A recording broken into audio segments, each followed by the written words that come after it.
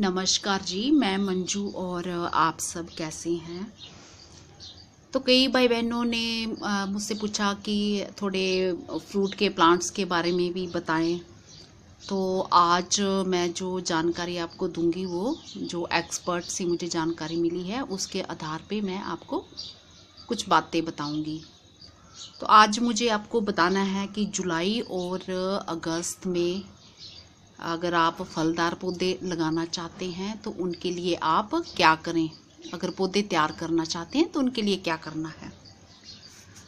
तो जुलाई में जो मेरे भाई बहन आम और लीची लगाना चाहते हैं तो वो जुलाई में आम और लीची पे इस टाइम ग्राफ्टिंग कर सकते हैं।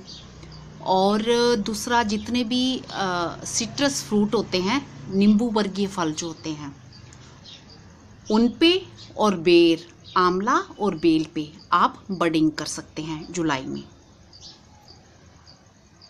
तीसरी बात यह है कि अगर जो मेरे भाई बहन अमरूद, नींबू, लीची और भी कई सारे प्लांट्स हैं, मैं सबका नाम नहीं ले रही हूँ, अगर इनकी लेयरिंग करना चाहते हैं तो वो जुलाई में कर सकते हैं। लेयरिंग मतलब दाब लगाना। दाब लगाना आप जानते होंगे कि जैसे मिट्टी होती है, मिट्टी के अंदर ये इतना सा बीच का हिस्सा दबा दिया जाता है और ये थोड़ा ये ऊपर को रखना है और पौधे को मेन प्लांट से, जो मदर प्लांट होता है, उससे अलग किए बिना। तो ये जैसे मान लो कि इसको करना है तो यहाँ इसको इतने बीच के सेंटर के हिस्से को मिट्टी में दबा देना है, किसी भी प्लांट की, मतलब जैसे वो ब्रांच लेके। तो इस टाइम वो किस पे कर सकते हैं, आप अमरूद पे कर सकते हैं। इस तरह से मिट्टी में लेके अमरूद की ब्रांच को तोड़े बिना और कुछ हिस्सा उसका मिट्टी में दबाना है और कुछ बाहर को रखना है। और जो मिट्टी में दबाया जाएगा, दाब लगाना कहते हैं इसे, और उसमें रूट्स बनना अच्छे से 1 महीने में बन जाएंगी उसकी रूट्स। तो वो अमरूद पे करना है, अपने नींबू पे करना है, लीची पे करना है, और भी कई सारे प्लांट्स आ सकते हैं। तो जिनके उन्होंने नाम बताए तो मैं वही आपको बता रही हूँ। और इस टाइम आप कलम से, कटिंग से क्या तैयार कर सकते हो। अनार, जो मेरे बहन भाई अनार लगाने के शौकीन हैं, वो कहीं भी अगर किसी के गार्डन में बहुत अच्छी किस्म का अनार लगा हुआ है तो वो ये देख लें कि ये अच्छी क्वालिटी का है, तो फिर वो उसकी कलम लेके, कटिंग लेके वो उसकी कटिंग ग्रो कर सकते हैं इस टाइम। और दूसरे आगे जो मेरे बहन भाई केला, अनानास, स्ट्रॉबेरी, खजूर आदि लगाना चाहते हैं तो इनके जो स्प्राउट निकले होते हैं, न्यू स्प्राउट निकले होते हैं, इन सब के उनको लेके वो ग्रो कर सकते हैं। और सीड से आप इस टाइम फ्रूट वाले प्लांट्स कौन कौन से लगा सकते हैं। तो बहुत सारे मेरे भाई बहन जैसे कहते हैं कि हम ये लगाना चाहते हैं, ये सीड नहीं हुए। अगर सही टाइम नहीं होता है तो भी हमारे जो सीड हैं वो ग्रो नहीं करते हैं। तो जो मेरे भाई बहन शरीफा, जामुन, कटहल, कमरख, पपीता, आम, नीम, सागौन आदि लगाना चाहते हैं तो वो इस टाइम सीड से ग्रो कर सकते हैं। और बाकी हमें जुलाई में क्या करना है, जब हमारे बागीचे में घास फूस जो आ जाती हैं और जो ज़्यादा न्यूट्रिएंट्स हैं वो पौधे को नहीं मिल पाते हैं, वो खा लेती हैं, अपने में उनको कर लेती हैं। और जो पौधे की ग्रोथ, जो जिसको हम अच्छे से खाद जहाँ अच्छी चीज़ें उनको दी हुई होती हैं, तो वो उनको लगने के बजाय फिर जो घास फूस लग जाता है, अपने आप उगाता है, बीड जो होता है, तो उसको फिर वो सारे न्यूट्रिएंट्स मिलना शुरू हो जाते हैं। तो इसके बचने के लिए हमें क्या करना है, जितना भी वो बीड लगा होगा उसको कंट्रोल करना है, उसको निकालना है।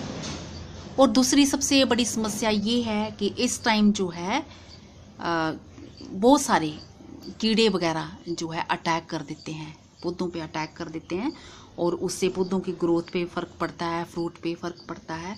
उनको कंट्रोल करना है। मेरे बहन भाई जो नर्सरी से तैयार प्लांट्स जो मदर प्लांट लगाना चाहते हैं वो इस टाइम मदर प्लांट को भी जुलाई के महीने में बड़े आराम से लगा सकते हैं। तो ये हुई जुलाई में जो किए जाने वाले काम की जानकारी। और मैं अब आपको अगस्त में क्या क्या काम करने हैं वो बताऊंगी।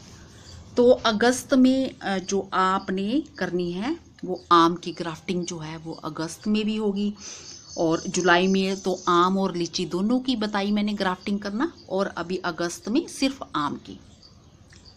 लेयरिंग जो कि दाव लगाना, वो किस किस चीज़ की कर सकते हैं आप अगस्त में?